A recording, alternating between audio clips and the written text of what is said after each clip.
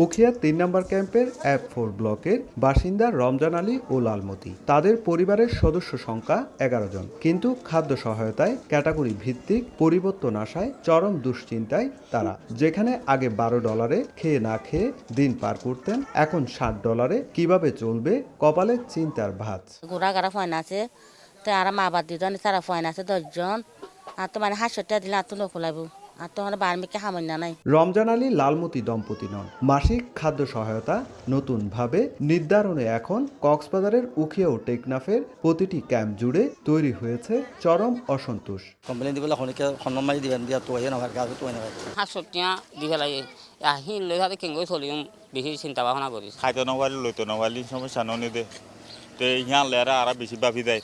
রোহিঙ্গাদের জন্য 1 এপ্রিল থেকে মাসিক খাদ্য সহায়তা নতুনভাবে নির্ধারণ হয়েছে।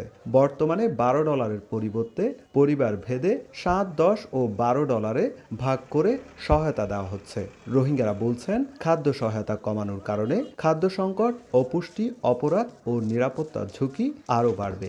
চুরি ডাকাতি মানে কি একটু সমস্যা এখন আরো বেশি অবধিয়া যেভাবে নাকি টিয়াগুণ সমিগিয়ে এ কারণে আর কেমন মাঝে মানুষ কেঙ্গুরি চলিব ফুলে আসছিল দিবা সনবত্যা মানুষে ডালি খানি দি দোয়া বাদ খাইছিল বা আর হামগুড়ি নহল। তহবিল কমে যাওয়ায় এমন সিদ্ধান্ত বলে জানায় শরণার্থী ত্রাণ ও প্রত্যাবাসন কমিশন। কমিউনিটির মাঝি ভলান্টিয়ারদেরকে এঙ্গেজ করে WFP-কে সহযোগিতা করছে অ্যাওয়ারনেস তৈরি করার জন্য। রেশন কমানোর প্রতিবাদে মঙ্গলবার কক্সবাজারের টেকনাফের 24 নম্বর ক্যাম্পে মানববন্ধন করেন রোহিঙ্গারা। সুজাউদ্দিন রুবেল, সময় সংবাদ, কক্সবাজার।